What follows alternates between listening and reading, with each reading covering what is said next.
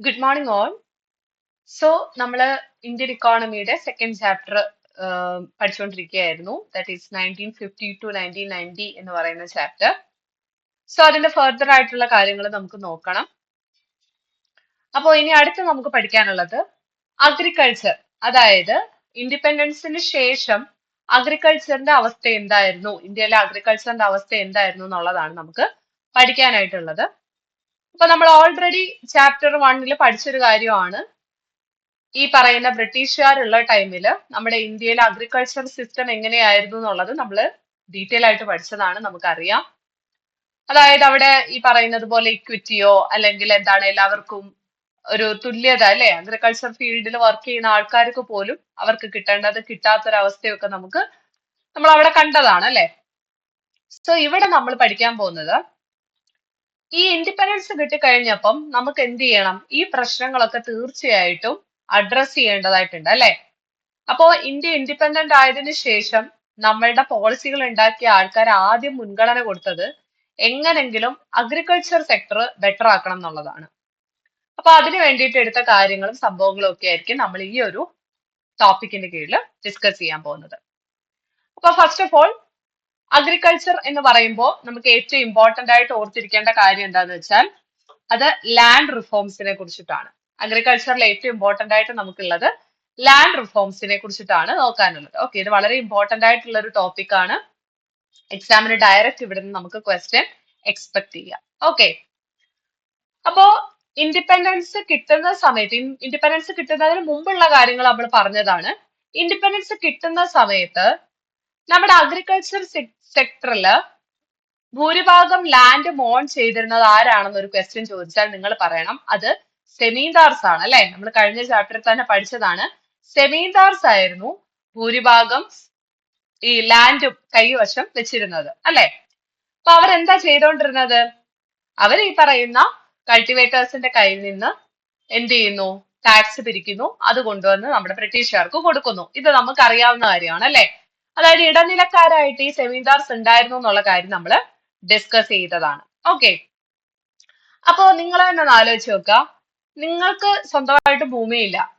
Okay, നിങ്ങളൊരു കർഷകനാണ്, നിങ്ങൾക്ക് സ്വന്തമായിട്ട് ഭൂമിയില്ല, വേറൊരാൾക്ക് വേണ്ടിയിട്ടാണ് നിങ്ങൾ വർക്ക് ചെയ്യുന്നത്. അപ്പൊ സ്വാഭാവികമായിട്ടും നിങ്ങൾ അവിടെ എന്ത് ചെയ്യാൻ, അവിടെ മാക്സിമം കൃഷി നടത്താനോ അല്ലെങ്കിൽ നിങ്ങൾക്ക് ലാഭം കിട്ടില്ല എന്ന് ഉറപ്പുള്ളത് കൊണ്ട് നിങ്ങൾ അവിടെ ആത്മാർത്ഥമായിട്ട് പണിയെടുക്കാനുള്ള പോസിബിലിറ്റി കുറവായിരിക്കും. അപ്പൊ നമുക്ക് വേണ്ടിയല്ലേ നമ്മൾ പണിയെടുക്കത്തുള്ളൂ അല്ലെ, വേറൊരാൾക്ക് വേണ്ടി നമുക്ക് ഒരു ലാഭവും ഇല്ല, വേറൊരാൾക്ക് വേണ്ടി പണിയെടുക്കണമെന്ന് പറഞ്ഞു കഴിഞ്ഞാൽ അത് നമുക്ക് അങ്ങോട്ട് അക്സെപ്റ്റ് ചെയ്യാൻ പറ്റുന്നതല്ല. അപ്പൊ ഇന്ത്യയിലെ അവസ്ഥ ഇതായിരുന്നു. അതായത് ബ്രിട്ടീഷുകാര് കുറെ റവന്യൂ സിസ്റ്റവും സംഭവങ്ങളും ഒക്കെ കൊണ്ടുവന്നു. എന്നിട്ട് ഈ കർഷകരോട് പറയാണ് നിങ്ങൾ ധൈര്യമായിട്ട് പണിയെടുത്തോ, എന്നിട്ട് കിട്ടുന്ന ടാക്സ്, കിട്ടുന്ന സാധനങ്ങൾ ഈ സെമീന്ദാർസിന് കൊടുത്താൽ മതി, അവര് ബാക്കിയുള്ള കാര്യങ്ങളൊക്കെ നോക്കിക്കോളും. അപ്പൊ ഭൂമിയുടെ ഓണർഷിപ്പ് കൃഷിക്കാർക്ക് ഉണ്ടോ എന്ന് ചോദിച്ചാൽ അതും ഇല്ല. ഇനി ഈ ഉത്പാദിപ്പിക്കുന്ന സാധനങ്ങളുടെ എന്തെങ്കിലും കിട്ടുമോ, പ്രോഫിറ്റ് കിട്ടുമോ എന്ന് ചോദിച്ചാൽ അതും ഇല്ല. അങ്ങനെയാണ് നമ്മുടെ ഇന്ത്യയിൽ പ്രൊഡക്ടിവിറ്റി കുറയാൻ തുടങ്ങിയത്. ഓക്കെ, പ്രൊഡക്ടിവിറ്റി കുറയാനായിട്ട് തുടങ്ങുന്നത് കാരണം സ്വന്തമായിട്ട് ഭൂമിയില്ല. അതുകൊണ്ട് കർഷകര് അവരുടെ മാക്സിമം ഔട്ട്പുട്ട് എവിടെ നിന്ന് ഉത്പാദിപ്പിക്കാൻ ശ്രമിക്കത്തില്ല, അഗ്രികൾച്ചർ ഫീൽഡുകളിൽ നിന്ന് ഉത്പാദിപ്പിക്കാൻ ശ്രമിക്കത്തില്ല. അപ്പൊ ഇതിന്റെ ഭാഗമായിട്ടാണ് ഞാൻ നിങ്ങളുടെ അടുത്ത് നേരത്തെ പറഞ്ഞിട്ടുണ്ടായിരുന്നു, നമ്മൾ സെൽഫ് റിലയൻസ് ഒക്കെ പഠിച്ചപ്പോ പറഞ്ഞ കാര്യമാണ്, USA-ൽ നിന്ന് നമ്മൾ അരി അടക്കം ഒരുപാട് ഫുഡ് ഐറ്റംസ് ഇടയ്ക്ക് വെച്ചിട്ട് എന്ത് ചെയ്തിട്ടുണ്ടായിരുന്നു, ഇറക്കുമതി ചെയ്തിട്ടുണ്ടായിരുന്നു അല്ലെ. അപ്പൊ ഇങ്ങനെ USA-ൽ നിന്നൊക്കെ ഇറക്കുമതി ചെയ്യാനുള്ള കാരണം എന്താന്ന് ചോദിച്ചാൽ അത് നമ്മുടെ രാജ്യത്ത് പ്രൊഡക്ടിവിറ്റി കുറവായതാണ്. അതായത് ഒരു തുണ്ട് ഭൂമി എടുത്താൽ അവിടെ നിന്നുള്ള പ്രൊഡക്ഷൻ എന്തായിരുന്നു, നമ്മുടെ രാജ്യത്ത് കുറവായിരുന്നു എന്നുള്ള കാര്യം നിങ്ങൾ ഓർത്തിരിക്കണം. അപ്പൊ സെമീന്ദാർസ് അവിടെ ഉണ്ടായിരുന്നു. ഈ സെമീന്ദാർസിന് വേണ്ടിയിട്ടാണ് നമ്മുടെ കർഷകർ വർക്ക് ചെയ്തത്, ഒരിക്കലും അവർക്ക് വേണ്ടിയിട്ട് അവര് വർക്ക് ചെയ്തിട്ടില്ല. അപ്പൊ അതിന്റെ ഫലമായിട്ടാണ് നമുക്ക് പ്രൊഡക്ടിവിറ്റി കുറയുകയും USA-ൽ നിന്നൊക്കെ സാധനങ്ങൾ നമുക്ക് ഇങ്ങോട്ടേക്ക് വരുത്തേണ്ടതും വന്നിട്ടുള്ളത്. ഓക്കെ, അപ്പോ ഇങ്ങനെ ഒരു സിറ്റുവേഷനുള്ള ഇന്ത്യയിൽ, അതായത് ഇൻഡിപെൻഡൻസ് കിട്ടിക്കഴിഞ്ഞപ്പോ നമുക്ക് ഇതാണ് അവസ്ഥ. അപ്പൊ നമ്മളായാലും ആദ്യം എന്തായിരിക്കും ചെയ്യാൻ പോകുന്നത്, തീർച്ചയായിട്ടും ഈ ഭൂമിയുടെ ഇടയിൽ, അതായത് ലാൻഡ് റിഫോമുകൾ നടത്തണം അല്ലെ. ഭൂമിയും അതിന്റെ ഓണർഷിപ്പുമായിട്ടൊക്കെ ബന്ധപ്പെട്ടിട്ട് നമ്മൾ ചില മാറ്റങ്ങൾ കൊണ്ടുവരേണ്ടത് വളരെ വളരെ ഇമ്പോർട്ടന്റ് ആണ്. അപ്പൊ അഗ്രികൾച്ചറിൽ നമുക്ക് ഇക്വിറ്റി വരണമെങ്കിൽ, ഇക്വിറ്റി എന്താണ് നമുക്കറിയാം അല്ലെ, ബേസിക് നീഡ്സ് എല്ലാം നടക്കണമെന്നുണ്ടെങ്കിൽ നമ്മൾ ആദ്യം ചെയ്യേണ്ടത് എന്താന്ന് വെച്ചാൽ ഈ ഓണർഷിപ്പ് മാറ്റിക്കളയാന്നുള്ളതാണ്. അതായത് കർഷകർക്ക് സ്വന്തമായിട്ട് ഭൂമി കൊടുക്കുക എന്നുള്ളതാണ് നമ്മൾ ആദ്യം ചെയ്യേണ്ട കാര്യം എന്ന് പറയുന്നത്.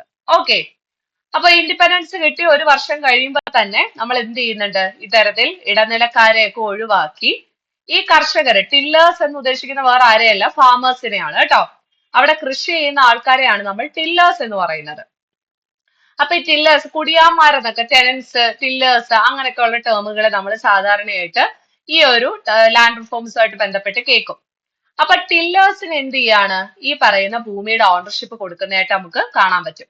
അതായത് ഇൻഡിപെൻഡൻസ് കിട്ടിക്കഴിഞ്ഞ് വെറും ഒരു വർഷം തൊട്ട് ഇങ്ങനത്തുള്ള സ്റ്റെപ്പുകളൊക്കെ നമ്മുടെ ഗവൺമെന്റ് എടുക്കുന്നുണ്ട് എന്നുള്ള കാര്യം ഓർത്തു വെച്ചിരിക്കാം. അപ്പൊ ഇത് എന്തിനാണ് ഇങ്ങനെ ചെയ്യുന്നതെന്ന് ചോദിച്ചു കഴിഞ്ഞാൽ അതിന്റെ പിന്നിലുള്ള ഒരു ഐഡിയ എന്ന് പറഞ്ഞു കഴിഞ്ഞാൽ നമുക്ക് മാക്സിമം പ്രൊഡക്ടിവിറ്റി കിട്ടണം അല്ലെ. അതായത് നമുക്ക് ഇതുവഴി എന്ത് ചെയ്യാൻ പറ്റണം, ഇംപ്രൂവ്മെന്റ് ഉണ്ടാക്കാൻ പറ്റണം. കൃഷിയിൽ നമുക്ക് ഉൽപാദനം കൂട്ടാനായിട്ട് പറ്റണം. അതിനു വേണ്ടിയിട്ടാണ് നമ്മൾ ഇത് ചെയ്യുന്നത്. ഒന്നും മനസ്സിൽ കാണാതെ നമ്മൾ അങ്ങനെ കൊടുക്കൂലല്ലോ. അപ്പൊ ഇവിടെ കർഷകർക്ക് ഭൂമിയുടെ അവകാശം കൊടുക്കുന്നുണ്ടെങ്കിൽ അതിന്റെ ഏറ്റവും ഇമ്പോർട്ടന്റ് ആയിട്ടുള്ള കാര്യം എന്താന്ന് വെച്ചാൽ ഈ കൃഷി സംബന്ധമായിട്ടുള്ള കാര്യങ്ങളിൽ പുരോഗമനം കൊണ്ടുവരിക എന്നുള്ളതാണ് അല്ലെ. അപ്പോ കർഷകർക്ക് സ്വന്തമായിട്ട് നമ്മൾ ഓണർഷിപ്പ് കൊടുക്കുമ്പോൾ മാത്രമായിരിക്കും അവർക്ക് ബെറ്റർ ആയിട്ട് അവിടെ പെർഫോം ചെയ്യാനായിട്ട് പറ്റുക. അല്ലെങ്കിൽ നമുക്ക് അവര് നന്നായിട്ടാണ് പെർഫോം ചെയ്യുന്നതെന്നൊന്നും പറയാനായിട്ട് പറ്റത്തില്ല. ഇപ്പൊ അവര് ആർക്കോ വേണ്ടി പണിയെടുക്കുന്നത് പോലെ ആയിപ്പോവും. അപ്പൊ അത് പാടില്ല. അപ്പൊ അതിനു വേണ്ടിയിട്ടാണ് നമ്മൾ ഈ പറയുന്ന ലാൻഡ് ആർക്ക് കൊടുക്കണം, ലാൻഡ് ടു ദ ടില്ലർ, അഥവാ നമ്മള് ഭൂമി ആർക്ക് കൊടുക്കണം, കർഷകന് കൊടുക്കണം എന്നുള്ളൊരു കോൺസെപ്റ്റിലേക്ക് എത്തുന്നതെന്നുള്ള കാര്യം നിങ്ങളൊന്ന് ഓർത്തിരിക്കുക. ഓക്കെ, അപ്പൊ ഇതൊരു സിമ്പിൾ കോൺസെപ്റ്റ് ആണ് കേട്ടോ, പ്രത്യേകിച്ച് കാര്യമൊന്നുമില്ല. അതായത് കൂടുതൽ പ്രോഫിറ്റ് കിട്ടേണ്ടത് കർഷകർക്കാണ്, അല്ലാതെ കർഷകർ ആർക്ക് വേണ്ടിയാണോ ജോലി ചെയ്യുന്നത് അവർക്ക് വേണ്ടിയല്ല എന്നുള്ള കാര്യം നിങ്ങൾ മനസ്സിലാക്കുക. അപ്പൊ ഇതാണ് നമ്മൾ ലാൻഡ് റിഫോം കൊണ്ട് ഉദ്ദേശിക്കുന്നത് കേട്ടോ.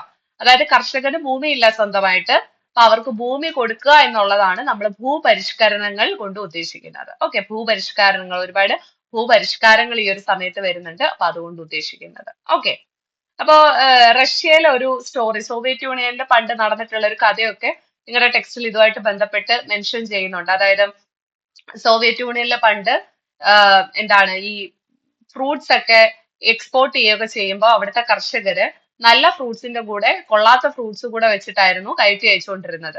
അതെന്തിനാ അവരങ്ങനെ ചെയ്യുന്നതെന്ന് വെച്ചാൽ അവർക്ക് എന്തായാലും ലാഭമൊന്നും ഇല്ലല്ലോ, പ്രത്യേകിച്ച് കാര്യമൊന്നുമില്ല അല്ലെ, അവർക്ക് ലാഭമൊന്നുമില്ല. കാരണം അവര് കൃഷി ചെയ്യുന്നുണ്ട്, പക്ഷെ ഇപ്പോഴത്തെ സോവിയറ്റ് യൂണിയൻ അല്ല കേട്ടോ, പണ്ടത്തെ ആണേ. അപ്പൊ അവർക്ക് എന്താണ് കൃഷി സംബന്ധമായിട്ട് പ്രോഫിറ്റ് ഒന്നും ഇല്ല. എന്നാ പിന്നെ അവർക്കും കിട്ടണ്ട, മറ്റവർക്കും കിട്ടണ്ട, അതായത് ഓണേഴ്സിനും കിട്ടണ്ട എന്നുള്ള രീതിക്ക്, പ്രോഫിറ്റ് കിട്ടുന്ന ആൾക്കാർക്കും അത് കിട്ടണ്ട എന്നുള്ള രീതിക്ക് അവര് വേണ്ടാന്ന് വെക്കുന്ന ഒരു, ഇങ്ങനത്തെ ഈ പരിപാടികളൊക്കെ ചെയ്യുന്ന ഒരു സ്റ്റോറി നിങ്ങളുടെ ടെക്സ്റ്റിൽ ജസ്റ്റ് ഒന്ന് മെൻഷൻ ചെയ്തിട്ടുണ്ട്. അപ്പൊ ലാൻഡ് റിഫോംസ് എന്താണെന്നുള്ളത് വളരെ വളരെ ഇമ്പോർട്ടന്റ് ആണ്, അത് പഠിച്ചിരിക്കുക കേട്ടോ. ലാൻഡ് റിഫോംസ് എന്ന് പറഞ്ഞാൽ ഓണർഷിപ്പ് ചേഞ്ച് ചെയ്ത് കൊടുക്കുക എന്നുള്ളത് മാത്രമേ ഉള്ളൂ കേട്ടോ. അതായത് ലാൻഡ് ആർക്ക് കൊടുക്കാം, ലാൻഡ് കിട്ടേണ്ട ആൾക്കാർക്ക് കൊടുക്കുക, ലാൻഡ് ഫാർമറിന് കൊടുക്കുക, അതാണ് നമ്മൾ ഇവിടെ ഉദ്ദേശിക്കുന്നത് കേട്ടോ. ലാൻഡ് ടു ദ ഫാർമർ ആണ്. ഫാർമറിന് ലാൻഡ് കൊടുക്കുന്നതായിട്ട് ബന്ധപ്പെട്ടിട്ടുള്ള പരിഷ്കാരങ്ങളെയാണ് നമ്മൾ ഭൂപരിഷ്കാരങ്ങൾ എന്ന് പറയുന്നത്. ഓക്കെ, അപ്പൊ അത് ഓർത്തിരിക്കുക കേട്ടോ. ലാൻഡ് റിഫോംസ് വളരെ ഇമ്പോർട്ടന്റ് ആണ്. ഓക്കെ, ഇനി അടുത്ത് നമുക്ക് പഠിക്കാനുള്ള മറ്റൊരു വളരെ ഇമ്പോർട്ടന്റ് ആയിട്ടുള്ള, ഇതും പരീക്ഷയ്ക്ക് ഒരുപാട് തവണ റിപ്പീറ്റ് ചെയ്തതാണ്, പ്രത്യേകം നോക്കിക്കോണം. അഗ്രികൾച്ചർ സെക്ടർ അത്യാവശ്യം ഇമ്പോർട്ടന്റ് ആണ്. അടുത്തൊരു കോൺസെപ്റ്റ് ആണ് ലാൻഡ് സീലിംഗ് എന്ന് പറയുന്നത്. എന്താണ് ലാൻഡ് സീലിംഗ്? അപ്പം അഗ്രികൾച്ചർ സെക്ടറിൽ സമത്വം കൊണ്ടുവരാൻ വേണ്ടിയിട്ട് നമ്മൾ ഉപയോഗിച്ചിട്ടുള്ള മറ്റൊരു മാർഗമാണ് ലാൻഡ് സീലിംഗ് എന്ന് പറഞ്ഞു കഴിഞ്ഞാൽ. എന്താണ് ഇതുകൊണ്ട് ഉദ്ദേശിക്കുന്നത്? ഇപ്പോ ഇതൊരു വ്യക്തിയാണെന്ന് വിചാരിച്ചോ. ഓക്കെ, ഇതൊരു ആളാണ്. ഇയാളുടെ കയ്യില് ഇപ്പോ ഏകദേശം ഒരു 50 ഏക്കർ ലാൻഡ് ഉണ്ടെന്ന് ഇരുന്നോട്ടെ. 50 ഏക്കർ വേണ്ട, നമുക്ക് കുറച്ചുകൂടെ കൂട്ടാം. ഒരു സപ്പോസ് ഒരു 500 ഏക്കർ ഉണ്ടെന്ന് ഇരിക്കട്ടെ. ഓക്കെ, ഒരു 500 ഏക്കർ ലാൻഡ് പുള്ളിയുടെ കയ്യിലുണ്ട്. അപ്പൊ ഗവൺമെന്റ് പറയാണ്, ഇവിടെ നമ്മുടെ ഗവൺമെന്റ് ഉണ്ട്, ഗവൺമെന്റ് പറയാണ്, ഇത് എ എന്ന് പറയുന്ന ഒരാളാണ്, എയോട് പറയാണ്, നിങ്ങൾ എന്ത് ചെയ്യരുത്, ഈ 500 ഏക്കർ നിങ്ങൾ ഇനി കൈവശം വെക്കാൻ പാടില്ല. പകരം നിങ്ങൾ ഇനി മാക്സിമം നിങ്ങളുടെ കയ്യില് ഒരു 100 ഏക്കർ മാത്രമേ കൈവശം വെക്കാൻ പാടുള്ളൂ. നിങ്ങളുടെ കയ്യിൽ ഇനി മാക്സിമം ഒരു 100 ഏക്കർ മാത്രമേ പാടുള്ളൂ എന്ന് ഗവൺമെന്റ് പറയാണ്. ഓക്കെ, ഇതിനെയാണ് സിംപ്ലി നമ്മൾ ലാൻഡ് സീലിംഗ് എന്ന് പറയുന്നത്. നിങ്ങളുടെ വീട്ടിലൊക്കെ ഫാൻ ഉണ്ടോ? അവിടെ സീലിംഗ് ഫാൻ ഉണ്ടല്ലോ. ഈ സീലിംഗ് ഫാൻ ഇരിക്കുന്ന സ്ഥലം കണ്ടില്ലേ? മുകളിലാണ് അല്ലെ?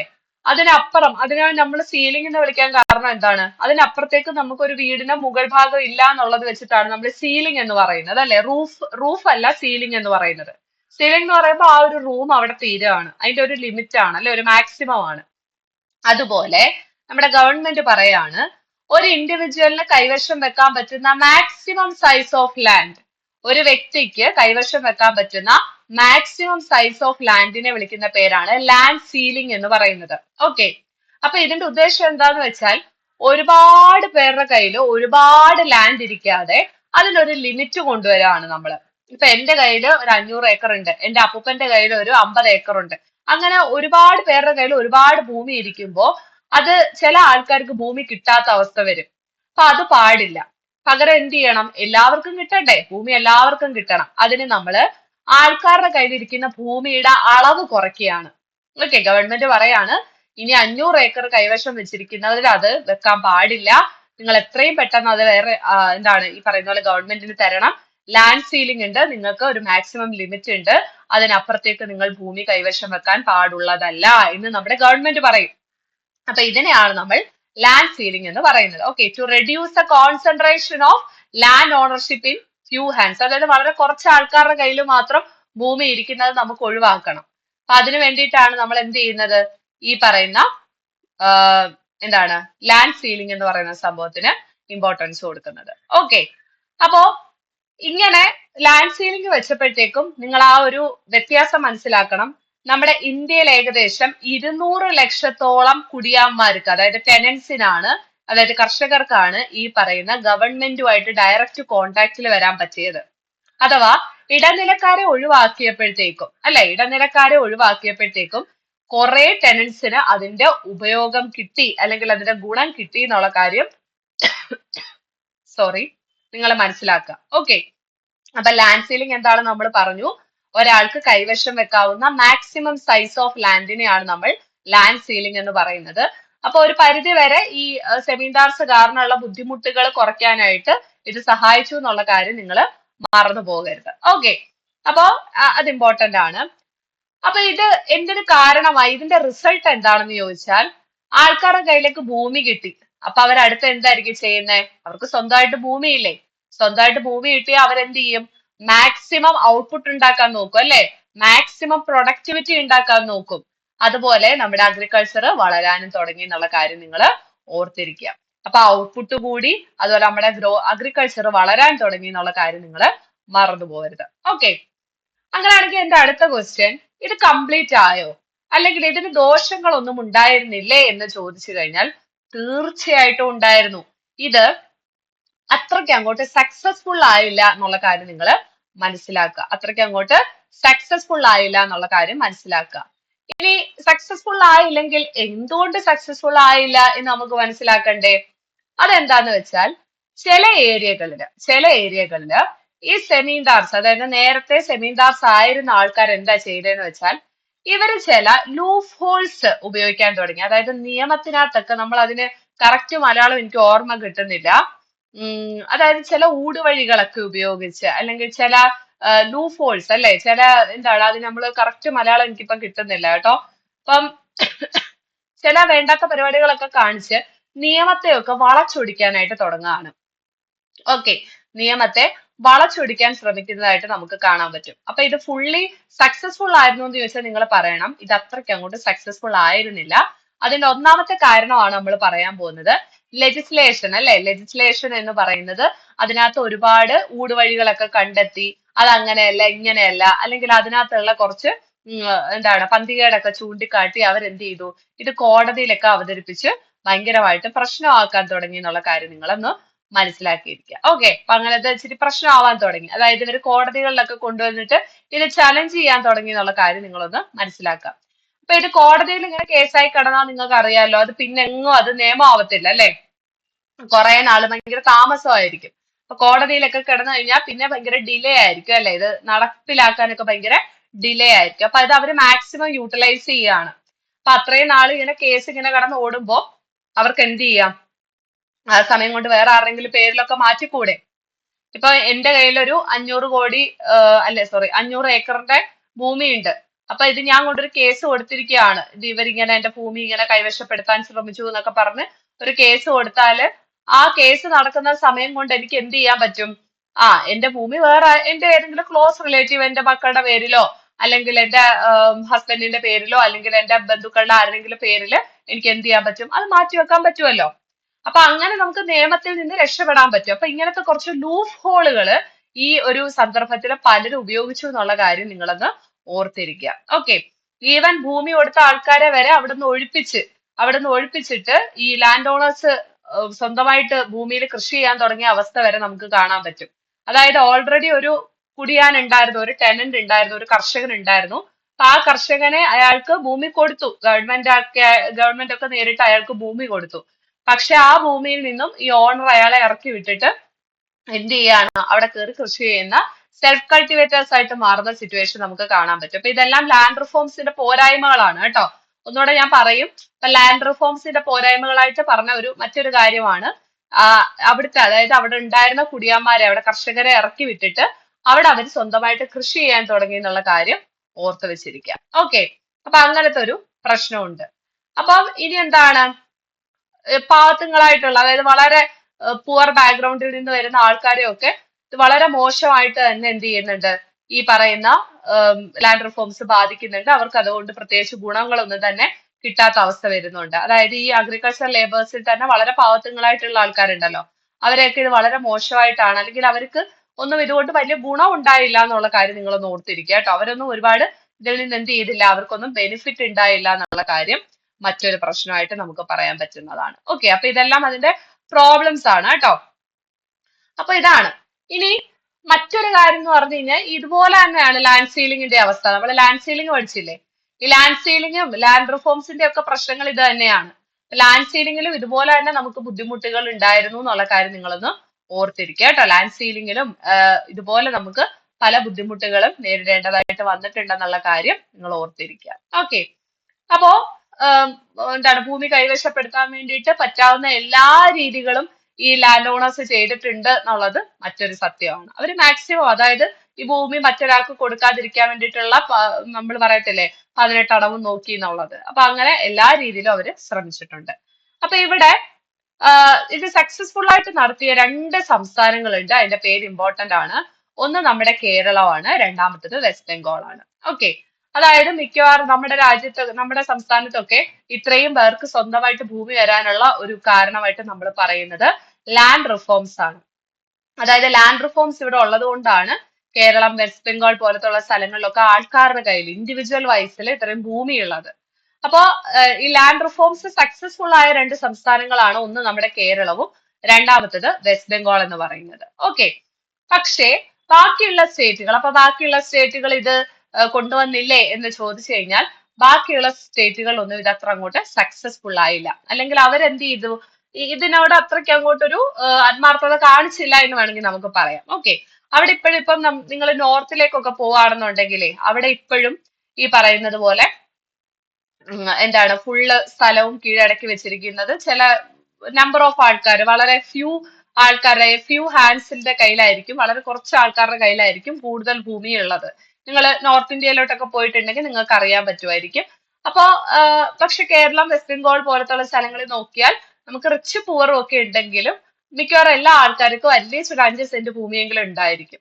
അപ്പൊ അതിന്റെ ഒരു കാരണം വളരെ പാവപ്പെട്ടവരായിട്ടുള്ള ആൾക്കാർ, ബാക്ക്ഗ്രൗണ്ടിൽ നിന്നൊക്കെ വരുന്നവരാണെങ്കിൽ പോലും അവർക്ക് സ്വന്തമായിട്ട് ഭൂമി കിട്ടാനുള്ള ഒരു കാരണം ഈ ഒരു ലാൻഡ് റിഫോംസ് ആണെന്നുള്ള കാര്യം നിങ്ങളൊന്ന് ഓർത്തിരിക്കുക. അപ്പൊ ലാൻഡ് റിഫോംസ് ഇത് വളരെ ഇമ്പോർട്ടന്റ് ആണ്. അപ്പോ നമ്മുടെ അടുത്ത് ലാൻഡ് റിഫോംസിന്റെ ഗുണങ്ങൾ, ദോഷങ്ങൾ എന്ന് പറഞ്ഞിട്ട് തന്നെ ചിലപ്പോൾ ക്വസ്റ്റ്യൻസ് ചോദിക്കും. അപ്പൊ ലാൻഡ് റിഫോംസ് എന്താണെന്ന് വെച്ചാൽ അബോളിഷൻ ഓഫ് സെമീൻദാർസ് ആണ്, അല്ലെ? സെമീൻദാറുകളെ ഒഴിവാക്കുക എന്നുള്ളതാണ് നമ്മൾ ഉദ്ദേശിച്ചത്. കർഷകർക്ക് ഭൂമി കൊടുക്കുക എന്നുള്ളതാണ്. ലാൻഡ് സീലിംഗ് എന്ന് പറയുമ്പോൾ ഒരാളുടെ കൈവശം വെക്കാവുന്ന ആ ലാൻഡിന്റെ ഒരു മാക്സിമം സൈസ് നമ്മൾ പറയാണ്. അതായത് മാക്സിമം എത്ര ലാൻഡ് വരെ നിങ്ങൾക്ക് കൈവശം വെക്കാം എന്നുള്ളത്, ആ പരിധിയാണ് നമ്മൾ ലാൻഡ് സീലിംഗ് കൊണ്ട് ഉദ്ദേശിക്കുന്നത്. അപ്പൊ ഈ ലാൻഡ് സീലിംഗിനും ഈ പറയുന്ന ലാൻഡ് റിഫോംസിനും അതിൻ്റെതായിട്ടുള്ള ബുദ്ധിമുട്ടുകളുണ്ട്. ഇപ്പൊ ലാൻഡ് റിഫോംസിന് നമ്മൾ പറഞ്ഞു അവരെന്താണ് കുറച്ച് നിയമവശങ്ങളൊക്കെ വെച്ചിട്ട്, അല്ലെ, അത് മാക്സിമം ഡിലേ ആക്കാൻ നോക്കി. അതുപോലെ ചില ആൾക്കാരാണെങ്കിൽ സ്വന്തമായിട്ട് കൃഷി ചെയ്യാനായിട്ട് തുടങ്ങി. പിന്നെ ഏറ്റവും പാവപ്പെട്ട ആൾക്കാർക്കൊന്നും ഇതുകൊണ്ട് വലിയ ഗുണം ഉണ്ടായില്ല. കേരളവും വെസ്റ്റ് ബംഗാളും ഒക്കെ ഇതിന്റെ നല്ല ഉദാഹരണങ്ങളാണ് കേട്ടോ. നല്ല ഉദാഹരണങ്ങളാണെന്നുള്ള കാര്യം ഒന്ന് ജസ്റ്റ് ഓർത്തിരിക്കുക. ഓക്കെ, അപ്പൊ ഇതെല്ലാം നമുക്ക് ഇമ്പോർട്ടന്റ് ആയിട്ട് പറയുന്ന കാര്യങ്ങൾ തന്നെയാണ്. അപ്പോ ഇത്രയും നമുക്ക് ഇമ്പോർട്ടന്റ് ആയിട്ടുള്ള കാര്യങ്ങളാണ്. ഇനി നമുക്ക് ഗ്രീൻ റവല്യൂഷൻ ആണ് നോക്കാനുള്ളത്. അപ്പൊ ഇതെന്തായാലും എക്സാമിന് ഒരുപാട് തവണ റിപ്പീറ്റ് ചെയ്തതാണ് കേട്ടോ, റിപ്പീറ്റ് ചെയ്ത് ചോദിച്ചിട്ടുള്ളതാണ്. ഓക്കെ, അങ്ങനെയാണെങ്കിൽ നമുക്ക് അടുത്തത് ഗ്രീൻ റവല്യൂഷൻ നോക്കാം. അപ്പൊ ലാൻഡ് റിഫോംസും ലാൻഡ് സീലിംഗും അത്യാവശ്യം ഇമ്പോർട്ടൻസ് കൊടുത്ത് തന്നെ പഠിക്കുക. ഓക്കെ, അടുത്തതാണ് ഗ്രീൻ റവല്യൂഷൻ എന്ന് പറയുന്നത്. ഗ്രീൻ റവല്യൂഷൻ എന്ന് പറയുമ്പോൾ പച്ച വിപ്ലവം ഒന്നും അല്ല കേട്ടോ, ഹരിത വിപ്ലവമാണ്. ഹരിത വിപ്ലവം എന്താണ് ഈ ഹരിത വിപ്ലവം? ആ പേര് കേട്ടാൽ തന്നെ അറിയാം എന്തോ കൃഷി സംബന്ധമായിട്ടുള്ള സംഭവമാണ് അല്ലെ, ഗ്രീൻ റവല്യൂഷൻ.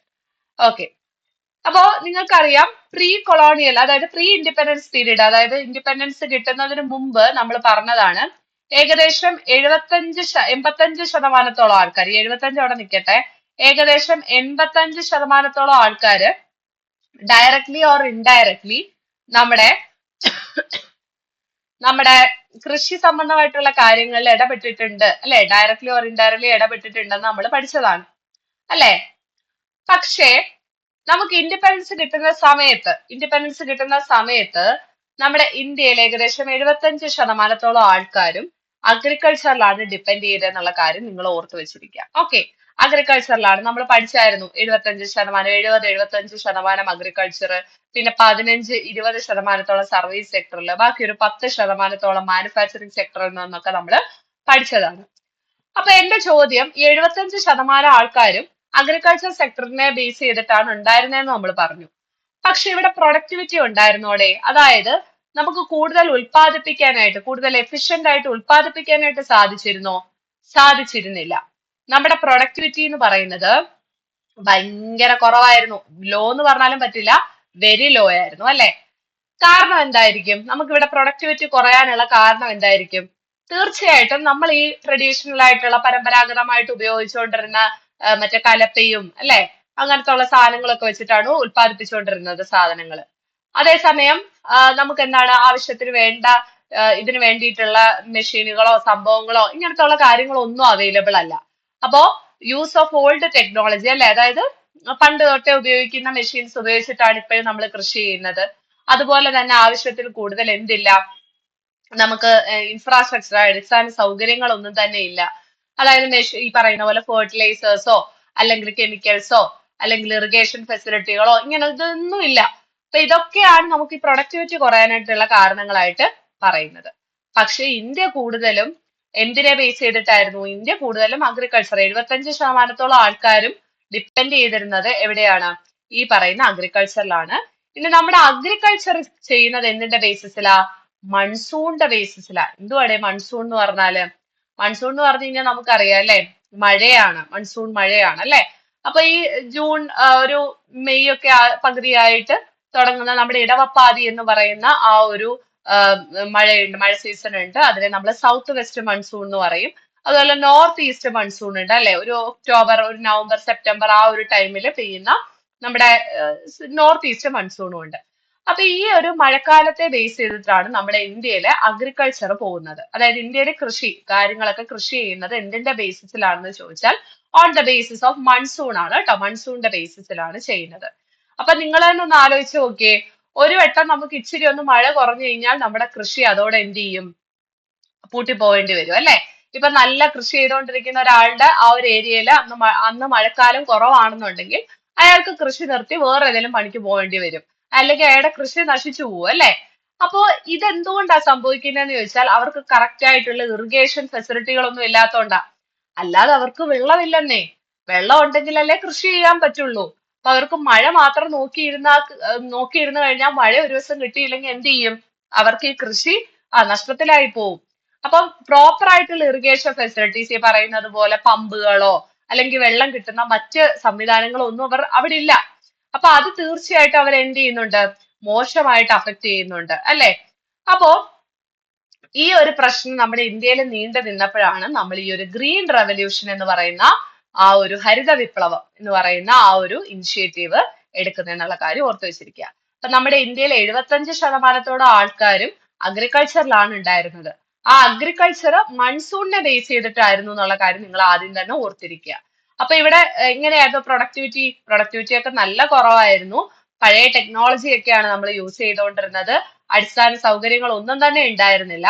അപ്പൊ ഇത് നമുക്കൊന്ന് മാറണമല്ലോ, ഈ ഒരു സ്ഥിതിഗതികൾ ഒന്ന് മാറണം. അപ്പൊ അതിനു വേണ്ടിയിട്ടാണ് നമ്മൾ ഗ്രീൻ റവല്യൂഷൻ എന്ന് പറയുന്ന ഐഡിയോളജി കൊണ്ടുവരുന്നത്. അപ്പൊ എന്താണ് ഗ്രീൻ റവല്യൂഷൻ എന്ന് വല്ലവരും നിങ്ങളുടെ അടുത്ത് ചോദിക്കുകയാണെങ്കിൽ നിങ്ങൾക്ക് പറയാൻ പറ്റണം.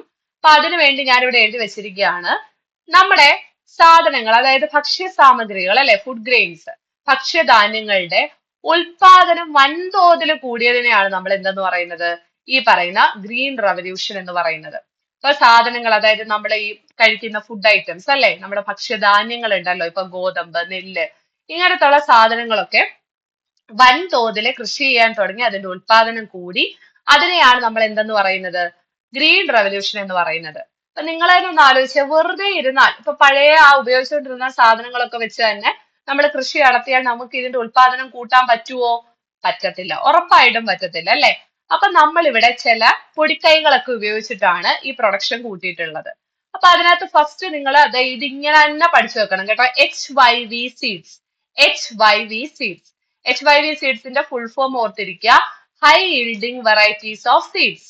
ഓക്കെ, HYV, എച്ചിന്റെ ഹൈ ആണ്, Y yielding ആണ്, V വെറൈറ്റി ആണ്. അപ്പോ നമ്മള് ഫുഡ് ഗ്രെയിൻസിന്റെ പ്രൊഡക്ഷൻ കൂടിയതാണ് ഗ്രീൻ റവല്യൂഷൻ എന്ന് പറഞ്ഞു. ഇത് എങ്ങനെ കൂടി എന്ന് ചോദിച്ചാൽ നമ്മൾ എന്ത് ചെയ്യുന്നുണ്ട്, HYV സീഡ്സ് പോലത്തുള്ള സാധനങ്ങൾ ഉപയോഗിക്കുന്നുണ്ട്. HYV സീഡ്സ് മാത്രം ഉപയോഗിച്ചാൽ പ്രൊഡക്ഷൻ കൂടുവോ? ഇല്ല. അതിന്റെ കൂടെ നമ്മൾ ഫെർട്ടിലൈസറുകള്, പെസ്റ്റിസൈഡുകള്, ഇതെന്താണ് പെസ്റ്റിസൈഡ്, ഫെർട്ടിലൈസർ എന്നൊക്കെ പറഞ്ഞാൽ രാസ കീടനാശിനികളും അതിന്റെ സംഭവങ്ങളും ഒക്കെ എന്ത് ചെയ്യുന്നുണ്ട്, ഉപയോഗിക്കുന്നുണ്ട്. അതിന്റെ കൂടെ നമ്മൾ കറക്റ്റ് ആയിട്ട് വെള്ളം അല്ലെ, നമ്മൾ പറഞ്ഞു മൺസൂണിനെ ബേസ് ചെയ്തിട്ടാണ്. അപ്പൊ അത് നമുക്ക് മാറ്റണം. അത് മാറ്റിയിട്ട് കറക്റ്റ് ആയിട്ട് റെഗുലർ സപ്ലൈ ഓഫ് വെള്ളത്തിന്റെ റെഗുലർ സപ്ലൈ എന്ന് ഉദ്ദേശിക്കുന്ന നമ്മൾ പമ്പ് സെറ്റുകൾ കൊടുക്കുന്നു, കനാല് പണിഞ്ഞു കൊടുക്കുന്നു അല്ലെ, അങ്ങനത്തെ ഉള്ള കാര്യങ്ങളൊക്കെ കറക്റ്റ് രീതിയിൽ നമ്മൾ കൊടുക്കുന്നു. അപ്പോ നിങ്ങൾ തന്നെ ഒന്ന് ആലോചിച്ച് നോക്കിയേ, ഇപ്പൊ ഞാനൊരു എനിക്കൊരു നെൽപ്പാടം ഉണ്ട്. അവിടെ ഞാൻ ഈ കെമിക്കൽസ് ഒക്കെ അങ്ങോട്ട് അടിച്ച് പെരുക്കി കൊടുക്കുകയാണ്, വളരട്ടെ കൂടുതൽ കിട്ടട്ടെ എന്ന് പറഞ്ഞ് ഞാൻ അടിച്ചു കയറ്റി കൊടുക്കുകയാണ്. അതുപോലെ തന്നെ വെള്ളവും ഞാൻ എന്ത് ചെയ്യുന്നുണ്ട്, എപ്പോഴും ഓൺ ആക്കിയിട്ട് വളരട്ടെ എന്ന് പറഞ്ഞ് ഇട്ടിട്ട് പോവാണ്. അപ്പൊ അതിനെ നമുക്ക് ഈ പറയുന്ന പോലെ പ്രൊഡക്ഷൻ കൂട്ടാൻ പറ്റുമോ? ഇല്ല. നമുക്ക് പ്രൊഡക്ഷൻ കൂട്ടണം എന്നുണ്ടെങ്കിൽ ഇതിന്റെ കറക്റ്റ് ആയിട്ടുള്ള ഉപയോഗം അത്യാവശ്യമാണ് അല്ലെ. ഇതിന്റെ കറക്റ്റ് ആയിട്ടുള്ള ഉപയോഗം, ഇത് കൂടാനും പാടില്ല, ഒരുപാട് കുറയാനും പാടില്ല. അപ്പൊ അത് വളരെ ഇമ്പോർട്ടന്റ് ആണ്. ഓക്കെ, അപ്പൊ ഇതിനു വേണ്ടിയിട്ട് നമ്മൾ ഇറിഗേഷൻ ഫെസിലിറ്റീസ്, ജലസേചന സൗകര്യങ്ങളൊക്കെ ഒരുക്കി കൊടുക്കുന്നുണ്ട്. അപ്പൊ അതിന്റെ കൂടെ തന്നെ ഫിനാൻഷ്യൽ റിസോഴ്സസ്, നിങ്ങൾ തന്നെ ഒന്ന് ആലോചിച്ച് നോക്കിയേ, ഈ ഫെർട്ടിലൈസേഴ്സ് വാങ്ങണമെങ്കിൽ, ഈ പെസ്റ്റിസൈഡ് വാങ്ങണമെങ്കിൽ, അല്ലെങ്കിൽ ഈ പറയുന്ന ഇറിഗേഷൻ അല്ലെ, ജലസേചന പമ്പ് സംഭവങ്ങൾ വാങ്ങണമെന്നൊക്കെ ഉണ്ടെങ്കിൽ നമുക്ക് പൈസ വേണ്ടേ?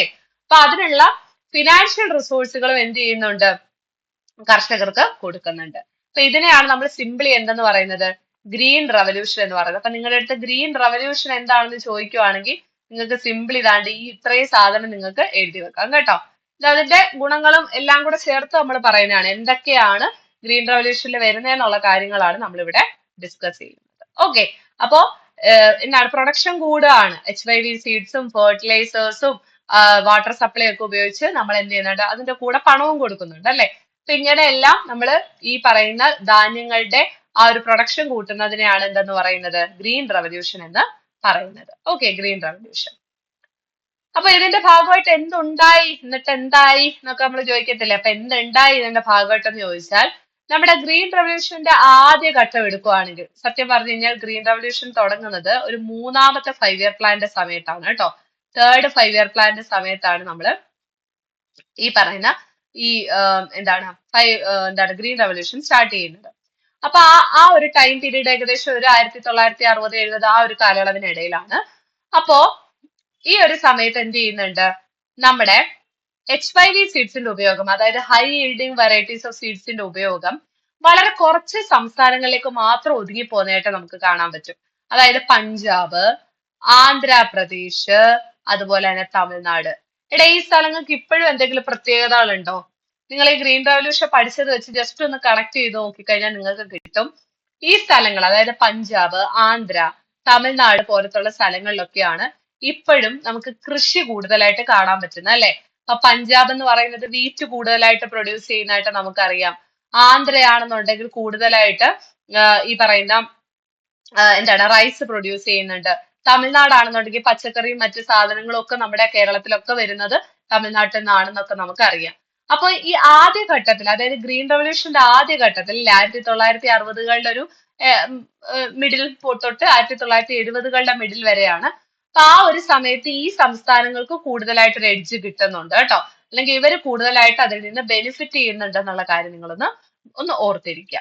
ഓക്കെ, അപ്പൊ ആദ്യം ഈ പറയുന്ന HYV സീഡ്സ് ഒക്കെ നമ്മൾ ഉപയോഗിച്ചല്ലോ. High yielding varieties of seeds അല്ലെ, ഒരുപാട് നമുക്ക് ഔട്ട്പുട്ട് തരുന്ന അല്ലെ പ്രൊഡക്ഷൻ കൂട്ടുന്ന തരത്തിലുള്ള വിത്തിനങ്ങളാണ്.